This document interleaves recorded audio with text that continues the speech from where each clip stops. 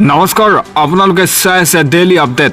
এই মুহূৰ্তত আহি পৰিছে ৰাজ্যখনৰ কেইবাটাও গুৰুত্বপূৰ্ণ খবৰ আৰু এনে ধৰণৰ খবৰসমূহ নিতৌ পাবলৈ চেনেলটো ছাবস্ক্ৰাইব কৰি ভিডিঅ'টোত এটা লাইক কৰি দিবলৈ নাপাহৰিব তেনে বলক দেৰি নকৰি খবৰকেইটা আৰম্ভ কৰোঁ এই মুহূৰ্তত দিব লৈছোঁ প্ৰথমটো খবৰ ৪,০০০ পৰিয়ালৰ বিৰুদ্ধে এতিয়া প্ৰশাসনৰ দয়া নাই ক্ষমা নাই নীতি এখন উচ্ছেদৰ জাননীয়ে আতংকিত কৰিছে ৮,০০০ পৰিয়ালক কেইটামান ঘণ্টাৰ পিছতেই এতিয়া ১৬০০ বিঘা ভূমিত চলোৱা হ'ব উচ্ছেদ অভিযান হাজাৰ হাজাৰ লোকক দুদিনৰ সময়সীমা বান্ধি প্ৰশাসনৰ জাননী দিব লৈছে এটা অতিকৈ গুৰুত্বপূৰ্ণ খবৰ কেইটামান ঘণ্টাৰ পিছতেই এতিয়া ১৬০০ বিঘা ভূমিত চলোৱা হ'ব উচ্ছেদ অভিযান এখন উচ্ছেদৰ জাননীয়ে আতংকিত কৰিছে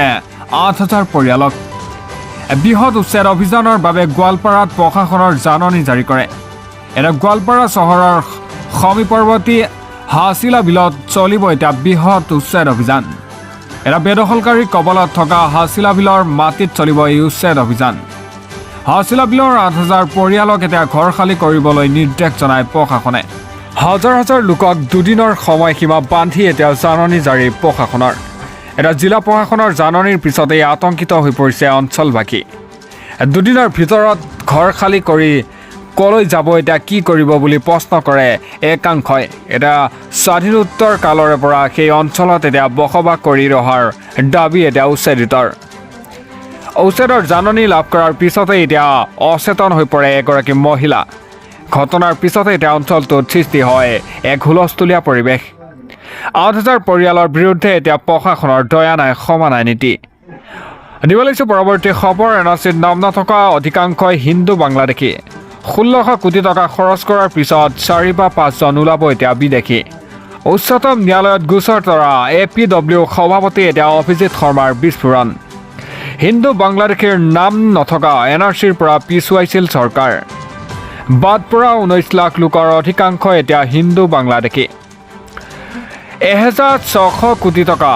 খৰচ কৰাৰ পিছত এতিয়া ৪ বা ৫ জন ওলাব বিদেশী নাম নথকা হিন্দু বাংলাদেশী কাৰ জৰিয়তে প্ৰদান কৰিব এতিয়া নাগৰিকত্ব উচ্চতম ন্যায়ালয়ে গোচৰ তৰা APW সভাপতি অভিজিৎ শৰ্মাৰ বিস্ফোৰণ এনআৰচিৰ নাম নথকা এতিয়া অধিকাংশ হিন্দু বাংলাদেশীৰ নাম নথকা এনআৰচিৰ পৰা পিছুৱাইছিল চৰকাৰ এটা বাদ পৰা ১৯ লাখ লোকৰ অধিকাংশ হিন্দু বাংলাদেশী দিব লৈছোঁ পৰৱৰ্তী খবৰ মুখ্যমন্ত্ৰীৰ নিৰ্দেশৰ পিছত এতিয়া একশ্যন আৰম্ভ আৰক্ষীৰ একে নিশাই ২৮ জন অপৰাধী পৰিল আৰক্ষীৰ জালত কোন থানাই কিমান অপৰাধীক কৰিলে গ্ৰেপ্তাৰ সবিশেষ জনাই আছোঁ আপোনালোকক মুখ্যমন্ত্ৰীৰ নিৰ্দেশৰ পিছতে এতিয়া একশ্যন আৰম্ভ অসম আৰক্ষীৰ একে নিশাই ২৮ জন অপৰাধী পৰিল আৰক্ষীৰ জালত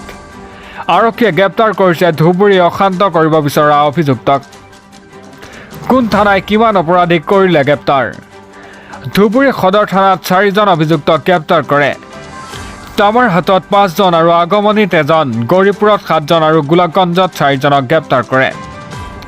বিলাসীপাৰাত ১ জন আৰু চাপৰত ৩ জন চাপতগ্ৰামত ৩ জন অভিযুক্তক গ্ৰেপ্তাৰ কৰে এটা শুকুৰবাৰ নিশাৰে পৰা একশ্যন মুডত নামিছে এতিয়া অসম আৰক্ষী গোমাংস উদ্ধাৰ শিলগুটি নিক্ষেপক লৈ কঠোৰ এটা মুখ্যমন্ত্ৰী হিমন্ত বিশ্ব শৰ্মা অপৰাধীক দেখা মাত্ৰকেই এতিয়া গুলীওৱাৰ নিৰ্দেশ দিছে মুখ্যমন্ত্ৰীগৰাকীয়ে মুখ্যমন্ত্ৰীৰ নিৰ্দেশৰ পিছতে এতিয়া একশ্যন আৰম্ভ অসম আৰক্ষীৰ একে নিশাই ২৮ জন অপৰাধী পৰিল এতিয়া আৰক্ষীৰ জালত দিব লৈছোঁ পৰৱৰ্তী খবৰ বিদেশী বহিষ্কাৰৰ নামত এতিয়া চূড়ান্ত মিছা মাতিছে মুখ্যমন্ত্ৰীয়ে মুছলমান লোকক ধৰি আনি মুখ্যমন্ত্ৰীয়ে সজাইছে বিদেশী ২০২৬ৰ নিৰ্বাচনৰ প্ৰতি লক্ষ্য ৰাখি এই কাম কৰি আছে বিজেপি চৰকাৰে মুখ্যমন্ত্ৰী হিমন্ত বিশ্ব শৰ্মাৰ বিৰুদ্ধে এতিয়া অখিল গগৈ বিস্ফোৰণ বিদেশী বহিষ্কাৰৰ নামত এতিয়া চূড়ান্ত মিছা মাতিছে মুখ্যমন্ত্ৰীয়ে মুছলমান লোকক ধৰি আনি মুখ্যমন্ত্ৰীয়ে সজাইছে বিদেশী মুখ্যমন্ত্ৰীয়ে বেআইনীভাৱে কৰি আছে বিদেশী বহিষ্কাৰৰ কাম এটা হিমন্ত বিশ্ব শৰ্মা চৰকাৰৰ কাৰ্যকাল শেষ হ'বলৈ 10 মাহ আছে এতিয়াহে বিদেশী খেদাৰ নামত হৈছই কিয় লগাইছে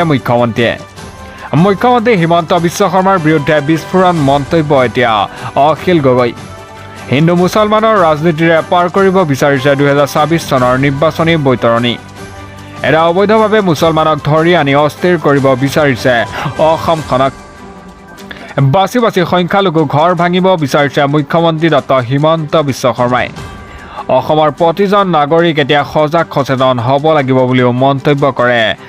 বিধায়ক অখিল গগৈয়ে অন্যথা বিজেপিয়ে আমাৰ মাজত সংঘৰ্ষ লগাই খতম কৰি দিব বিদেশী বহিষ্কাৰৰ নামত এতিয়া চূড়ান্ত মিছা মাতিছে মুখ্যমন্ত্ৰীগৰাকীয়ে